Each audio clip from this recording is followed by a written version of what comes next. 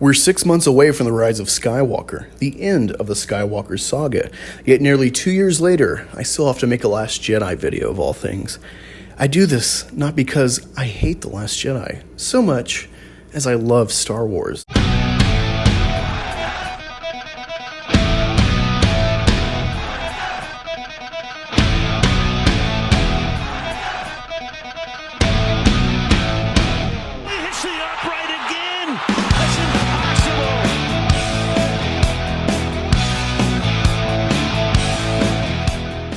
According to science, if you hate The Last Jedi, you're a sexist.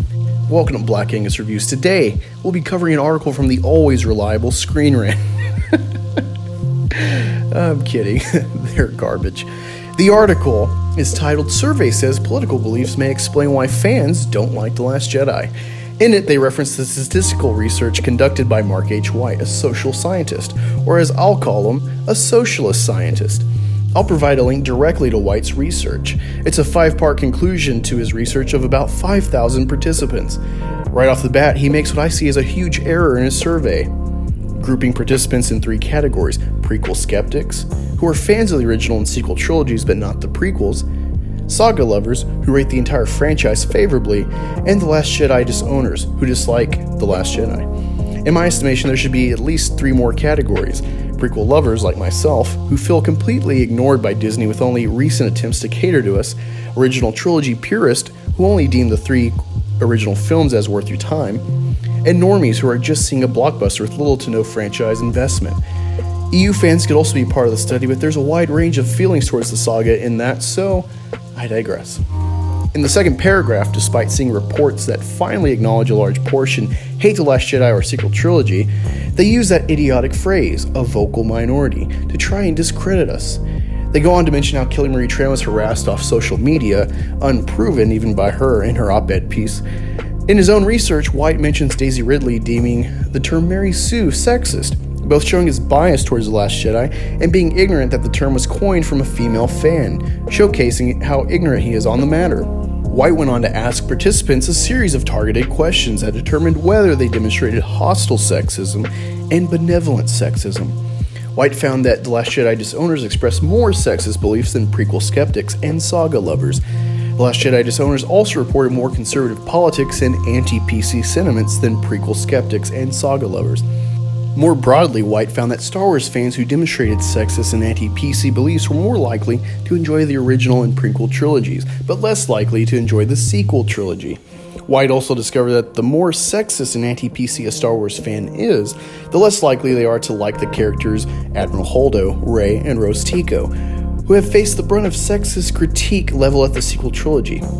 Yes, Dr. White, ignore all the legitimate criticisms on a narrative level with these characters in an established saga. Dr. White believes his findings show a correlation between disliking the Star Wars sequel trilogy and having sexist, conservative, and anti-PC beliefs among some fans. Do you notice the language used in that last line? As far as the shill media is concerned, being conservative, anti-PC, and sexist are all in conjunction of one another. I guess Mel Brooks and any other comedian strangled by PC culture and the inability to offend anymore, which is a key component of comedy, are by default sexist and conservative. It's worth noting how this has spilled over into science and other revered disciplines.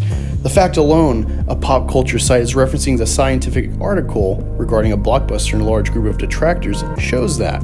In part 3 of White's research, a link is available to another published research article showing how quote-unquote hate speech drove Kelly Marie Tran from social media. In it, it mentions the FBI discussion of hate speech compared to its definition of hate crimes, and her findings are based on Social Dynamics Lab at Cornell University's Hate Speech and Offensive Language Algorithms. You may think nothing of that fact, but I see it as reflective of what's now happening with Vox's Carlos Maza and this new wave of censorship from YouTube, a wish to change the parameters of reasonable censorship on a privately owned platform, not for safety, but because Party X doesn't like what Party Y says, so they need to be deplatformed, and their views are now invalid.